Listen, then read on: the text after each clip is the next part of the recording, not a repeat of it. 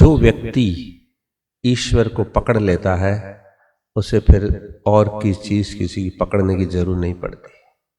ईश्वर की उंगली जो व्यक्ति पकड़ लेता है, अर्थात ईश्वर के आगे समर्पित हो जाता है, बिल्कुल वह व्यक्ति संसार के दुखों से, गिरने से बच जाता है, बच जाता है। अन्यथा क्या होता है, थोड़ा सा ही कष्ट, बाधा, रुकावट, दुख, भय, चिंता, शोक आते ही व्यक्ति गिर जाता है, पजल हो जाता है और न जाने उल्टे उल्टे काम कर बैठता है। ईश्वर के आगे समर्पित व्यक्ति कभी भी गलत काम नहीं करेगा। काम करने की बात तो दूर रही, वो मन में अपने ऐसे विचारों को भी नहीं उठाएगा। हम जिस गुरुकुल में पढ़ते थे रोजड़ के में, तो वहां तो ये सिखाया जाता था कि एक एक व्यक्ति के आगे, एक एक व्यक्ति के आगे एक एक पुलिस वाला, एक एक मिलिट्री वाला, एक एक सैनिक खड़ा कर दे तो व्यक्ति गलत काम नहीं करेगा। एक सिपाही हमारे सामने बंदूक लेकर खड़ा है, क्यों जी, कोई भी व्यक्ति गलत काम नहीं करेगा। लेकिन मन में उठने वाले विचारों को तो वो सिपाही भी नहीं पकड़ सकता। पकड़ सकता है? अब मन में खलबली कहां मची है? मन में है। सारी बुराइयां पहले कहां उद्भव होती है? मन से होती है। मन की बात तो कोई पकड़ नहीं सकता। केवल मात्र जो परमपिता परमेश्वर सर्वांतर्यामी है वो ही जानता है कि हम मन में क्या क्या विचारों को उठा रहे हैं। क्यों जी? मन में उठने वाले विचारों को कहते हैं लौकिक क्षेत्र में सबसे घनिष्ठ से घनिष्ठ संबंध। लौकिक क्षेत्र की बात बता रहा हूं।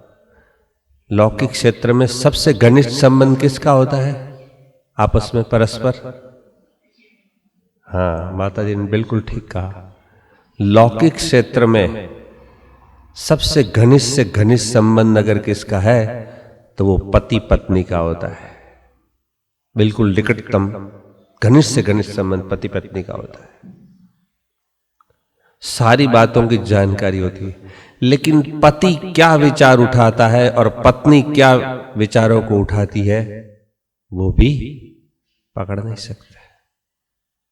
कितने भी घनिष्ठ संबंध हो वो तो केवल कौन जानता है? परमपिता परमात्मा जानता है। तो हमारे गुरुकुल में हमको सिखाया जाता था मन से भी आपको कोई गलत विचार नहीं उठाना। जब रात्रि काल में आत्मनिरीक्षण की कक्षा लगती थी, सारे ब्रह्मचारियों को बिठाकर पूछा जाता, एक एक ब्रह्मचारी का नाम लेकर, हाँ जी आप बताइए आज आपने क्या गलती, दोष, त्रुटि, भूलें की।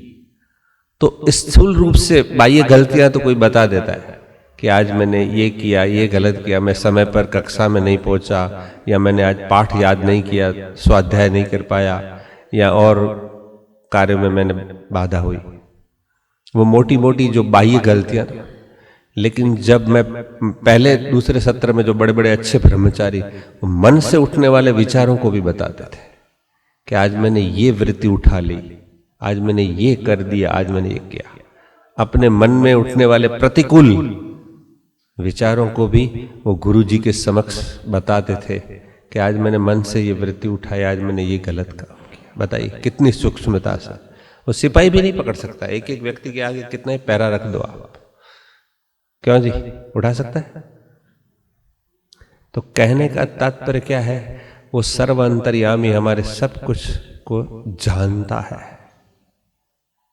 ईश्वर की प्राप्ति के लिए सबसे पहला कोई काम है, बस अंतःकरण की पवित्रता चाहिए।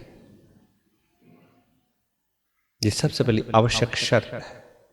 जितना व्यक्ति पवित्र, निर्मल, शुद्ध अंतःकरण वाला होगा वो उतना ही ईश्वर के निकट होगा। ऐसा नहीं है कि बस बहुत विद्वान हो जाएगा तो ईश्वर को प्राप्त कर लेगा।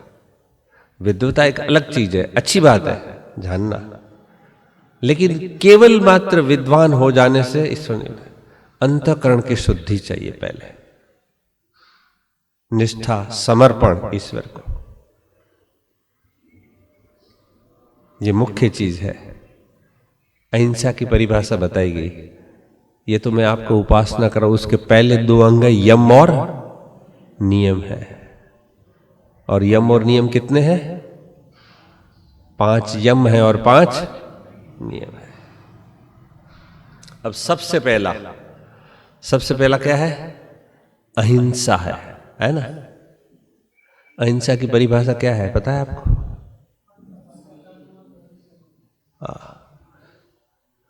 समस्त कालों में समस्त प्राणियों के साथ मन, वाणी और शरीर से वैर भाव को छोड़ देने का नाम अहिंसा है। लगभग यही परिभाषा आपको मिलेगी व्यास भाष्य में। क्या कहा? वाक्य तो बहुत इजी लगता है आपको, लेकिन फिर से सुनिए। समस्त कालों में,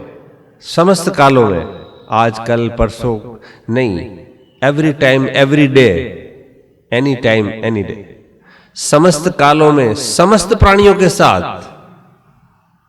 एक भी व्यक्ति के साथ वैर नहीं होना चाहिए। समस्त प्राणियों के साथ, भूमंडल में समस्त कालों में समस्त प्राणियों के साथ, केवल शरीर से नहीं हिंसा, वाणी से भी नहीं बोलना, गुस्सा नहीं करना, ऊंचा नहीं बोलना, असमन, और मन से भी, मन, वाणी और शरीर से वैर भाव छोड़ देने का। किसी के प्रति भी वैर भाव नहीं रखना। बताइए कितना कठिन है? छुरे की धार पर चलने के बराबर है। स्वामी सत्यपति जी महाराज कहा करते थे, एक व्यक्ति के प्रति भी वैर है संसार में, याद रखना, एक व्यक्ति के प्रति भी वैर भाव है, ईर्ष्या द्वेष है, ईश्वर नहीं मिलेगा। क्या कहते थे? ईश्वर नहीं मिलेगा। एक व्यक्ति के प्रति भी वैर भाव, ईर्ष्या द्वेष है तो ईश्वर नहीं मिलेगा। ये पाठ पढ़ाया जाता था। और आज हम आत्मनिरीक्षण करें अंदर अपना, हर व्यक्ति, तो पता नहीं कितने कितने क्या क्या वैर भाव है व्यक्ति के। और फिर आप भले ही बैठो, आनंद मिलेगा, वैर भाव है तो नहीं मिलेगा। वो दीवार बन के खड़ा हो जाएगा, एक चट्टान बन के, जन्मांतरों की चट्टानें, दीवारें जो कुसंस्कारों की है, वही तो हमें ईश्वर को मिलने नहीं देती, वही हमको ईश्वर से दूर रखती है। उसकी परतें इतनी जम गई हैं मैल कि जैसे ही हम उपासना करने बैठे थे वो सारी चीजें याद आएगी। आप एकांत में बैठेंगे, आंखें बंद करेंगे तो 2 व्यक्ति याद आते हैं, या जिससे बहुत प्रेम है, बहुत लगाव है, वो व्यक्ति याद आएगा, या जिससे बहुत द्वेष है, वैर भाव है, वो व्यक्ति याद आता है। ये दीवारें खड़ी हुई चट्टानें ये तो है, और रोज नई नई परतें बंधी जाती है। हम बोलते, खाते, पीते, ईर्ष्या, द्वेष, जितने भी क्रियाकलाप करते हैं जो बुरे हैं, तो उनकी दीवार और परतें जमती जाती है। वो तो हटी नहीं, दग्धबीज हुई नहीं, कमजोर हुई नहीं, तन्नु हुई नहीं, और फिर नई चीजें परतें जमती जाती है। तो ये मैल जमता जाता है। फिर आगे क्या स्थिति होगी पता नहीं। मुझे तो नहीं लगता कि कोई व्यक्ति ऐसे कर्म नहीं दिखते कि आज जो मनुष्य है वो नेक्स्ट बर्थ भी उसका मनुष्य होगा। ऐसे कर्म नहीं दिखते। जैसा हम शास्त्रों में पढ़ते हैं, जानते हैं, सुनते हैं, लिख पढ़ा, उसके आधार पर कह रहा हूं। एक मनुष्य वापस दूसरे जन्म मनुष्य बन जाए, ऐसे भी कर्म नहीं है। बिल्कुल भोगों में लिप्त पड़ा है मनुष्य। मेरा घर, मेरी पत्नी, मेरे बच्चे, मेरा मकान, मेरी कार, मेरा बंगला, मेरी स्टेट, मेरी जमीन, मैं, मेरा, दुनिया, समाज, राष्ट्र जाए भाड़ में। ये स्थिति है मनुष्य की। और फिर कहता है आचार्य जी हमारा ध्यान नहीं लग रहा, हम तो बैठते हैं ध्यान नहीं लगे। ध्यान कहां से लगेगा? त्याग, तपस्या, परोपकार, सेवा, दया, दान है नहीं। मित्रता किससे बनती है आपको पता है? समान गुण कर्म स्वभाव वाले होती है, उनको लोगों मित्रता बनती है, चलती और निभती है। क्यों जी? समान गुण कर्म नहीं होंगे तो मित्रता चलती निभती नहीं। शराबी शराबी को ढूंढेगा, जुआरी जुआरी को ढूंढ, तभी तो चलती। सत्संगी व्यक्ति, अब देखो ये दो मित्र आए करनाल से, ये हमारे मेहर सिंह जी और भोपाल सिंह जी, ये जोड़ी है। ये मित्रता क्यों बनती है? दोनों के विचार एक हैं, दोनों के सत्संग में जाने के, चलो चलते हैं, आचार्य जी आए, मिल के आए करनाल। तो मित्रता बनती, चलती और निभती किसकी है? समान गुण कर्म स्वभाव वाले। अब विपरीत होगा तो नहीं बनेगी। अब हम क्या कर रहे हैं? उपासना का मतलब ईश्वर से संबंध जोड़ रहे हैं, ईश्वर से मित्रता कर रहे हैं। क्यों जी? उपासना का मतलब क्या है? उप माने नजदीक, आसन माने बैठना, ईश्वर के गुणों का गुणवादन करते हुए उन गुणों को अपने अंदर उतारना, इसका नाम है उपासना। अब मित्रता तो करते दयालु, करुणा के सागर, परोपकारी, सेवाधारी, सबका हित जानने वाला देवता, और हम एक भी गुण वो अपनाते नहीं है, तो संबंध जुड़ेगा? नहीं जुड़ेगा। वो करुणा का सागर है, हमारे होठों पे एक बूंद भी करुणा नहीं है, हमारी आंखों में एक भी दया नहीं है, प्रेम नहीं है, सौहार्द नहीं है, किसी के दुख दर्द का दूर करने की भावना नहीं है। वो तो भुवः दुखों का विनाश करने वाला है ना? हम किसी का दुख दूर करने के प्रयास नहीं करते। आप करके देखो प्रयोग, हमारे गुरुजन तो हमको सिखाते थे, आचार्य ज्ञानेश्वर जी, स्वामी सत्यपति जी महाराज, प्रयोग करो। आपने जो बात पढ़ी, लिखी, सुनी, ये तो थ्योरिकल हो गई, उसको प्रैक्टिकल में अपनाओ। आप चुपचाप किसी की सहायता करो, किसी की मदद करो, बिना कोई घोषणा, किसी के जीवन की उन्नति, उसका निर्माण हो, ऐसा कोई कार्य करो कि ये व्यक्ति उठ जाए, समाज, इसका भला हो जाए, इसका दुख दर्द। फिर आप बैठो उपासना करने उस दिन, देखना आपको आनंद आएगा, अंदर से ईश्वर खुशी, हाँ बेटा अच्छा काम कर रहा है, ग्रीन सिग्नल आएगा। प्रयोग करने पड़ते हैं। किसी की सेवा करो, किसी की सहायता करो। हम केवल उपासना कर ले नहीं, मैंने क्या कहा? शुद्ध ज्ञान, शुद्ध कर्म और तीनों चाहिए ईश्वर की प्राप्ति के लिए। आपने ज्ञान तो प्राप्त कर लिया, सत्संग तो सुन लिया, उपासना करने भी बैठ गए, लेकिन कर्म नहीं किया। तीनों चाहिए, पहले जानो, करो और फिर प्राप्त करो। हम क्या करते हैं? बस उपासना करने के लिए बैठ जाते हैं, कोई अच्छा कर्म नहीं करते, कोई अच्छी सेवा नहीं करते। तो ये मुख्य, तब मित्रता बनती, चलती और निभती, तब ईश्वर से संबंध जुड़ेगा। लेकिन दुर्भाग्य है कि वैदिक ज्ञान विज्ञान को जानने वाले बहुत कम हैं, और जितने जानते हैं तो फिर वो क्रिया रूप में करने वाले कम हैं। इसलिए ईश्वर से लाभ नहीं उठा पा रहे। जितना ईश्वर से लाभ उठाना चाहिए, उठा सकते हैं, उतना व्यक्ति लाभ नहीं उठाता। कुछ लोग हैं, अच्छा दोनों समय ईश्वर की उपासना कर लेते हैं, लेकिन वो आनंद, वो तृप्ति नहीं होती, वो चीज नहीं मिलती जो मिलनी चाहिए। क्यों? कर्म ठीक नहीं है, त्याग नहीं है, परोपकार नहीं है, सेवा नहीं है, दया नहीं है, प्रेम नहीं है, सौहार्द नहीं है। ये ईश्वर के गुण हैं। हमारे अंदर जो भी अच्छे गुण हैं वो ईश्वर की देन है। हमको लोग कई प्रशंसा करते हैं तो उस समय हमको ईश्वर प्रणिधान करना पड़ता है। स्वामी सत्यपति जी महाराज ने सिखाया, कहीं अभिमान ना आ जाए आपको, आपकी तो प्रश्न बहुत अच्छा प्रवचन करते हैं, लोग माला पहनाते हैं, जय जयकार, पटका पहनाते हैं, पता नहीं क्या क्या सम्मान करते हैं, पांव छूते हैं, उस समय बड़ा दबाना पड़ता है, कहीं मुझ में अभिमान। ये मेरे गुण नहीं है, मैं जो बोल रहा हूं प्रशंसा मेरी हो रही है, ये ईश्वर के गुण है।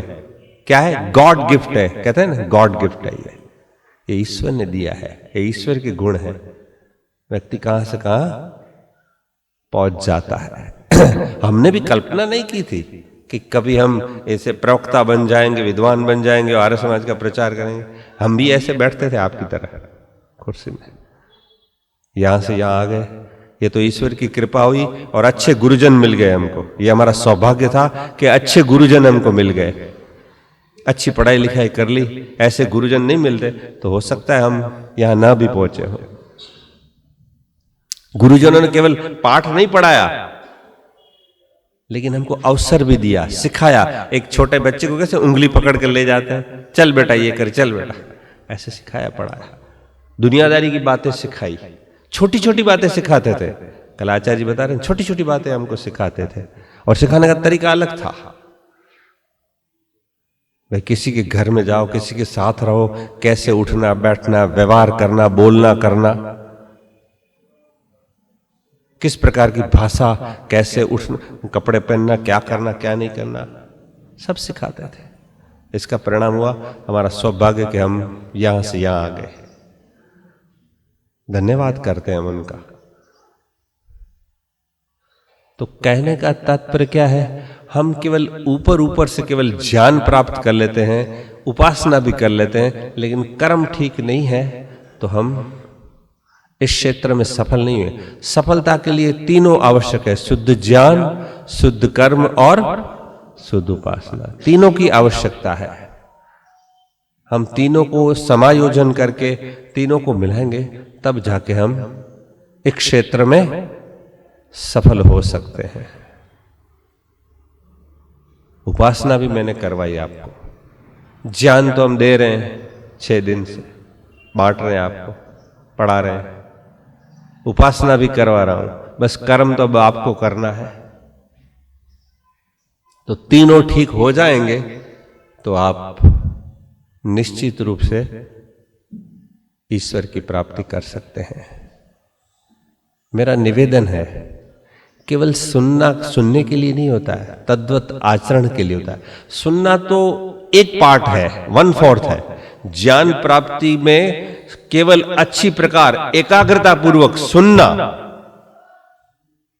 वो ज्ञान प्राप्ति का 1/4 है। क्या है? 1/4 भाग है।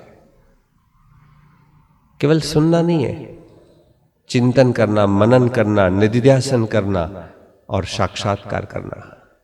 तो कल देखो पूर्णाहुति है, तो कुछ संकल्प लेके जाना कि 7 दिन इन आर्य समाज सेक्टर 14 वालों ने इतनी मेहनत की, शक्ति की, बल लगाया, धन लगाया, समय लगाया, तन मन धन, कई दिनों से ये तैयारियां कर रहे हैं। हमको बुलाया, इनको बुलाया, पता नहीं क्या क्या कितना मेहनत कर रहे हैं सभी लोग, ये ब्रह्मचारी और पदाधिकारी और कार्यकर्ता सभी लोग कर रहे हैं। तो इनकी आउटपुट चाहिए ना, कुछ आउटपुट चाहिए, कुछ मिलना चाहिए। ऐसे बस खाया पिया उत्सव हो गया, बस चल दिया, रिजल्ट आना चाहिए। जैसे एक बिजनेसमैन इन्वेस्ट करता है अपनी समय, शक्ति, पैसे का, धन का, तो वो आउटपुट चाहता है ना, इसके प्रॉफिट। तो आर्य समाज ने 37वां वार्षिक उत्सव किया, तो कितने लोग और संकल्प करेंगे कि आज से मैं उपासना करूंगा, करूंगी, मैं व्यायाम करूंगा, मैं यज्ञ करूंगा, मैं प्रचार करूंगा। ऐसा संकल्प लेना कल, ताकि हमको, इन लोगों को पता लगे हमारा आना यहाँ सफल हो।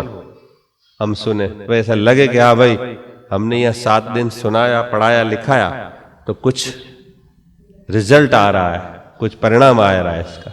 नहीं तो ऐसे खाया पिया सब वाह वाह वाह, ये पटका उड़ा के संतोष नहीं करते हम कि आप ये पटका उड़ा दे, आचार्य जी खुश हो गए, हमारे मंत्री देखो हंस रहे हैं। ये पटके से हमको आचार्य जी का सम्मान करो या तालियां बजा दो। इतने सस्ते हम नहीं है, इतने सस्ते नहीं है, महंगे हैं। और हम लालची भी हैं, दक्षिणा भी मांगते हैं। और शास्त्रों में स्पष्ट विधान है, बिना दक्षिणा के कोई भी यज्ञ सफल, दक्षिणा देनी चाहिए। कहीं आप डर न जाए, कल से आना ही बंद। दक्षिणा नहीं देंगे तो आपका सब 7 दिन आप सुने, मफत में सुनेंगे, कोई चीज फ्री नहीं है, दक्षिणा देनी पड़ेगी आपको। और हमारी दक्षिणा है आपके जीवन की उन्नति, ये सबसे बड़ी दक्षिणा है।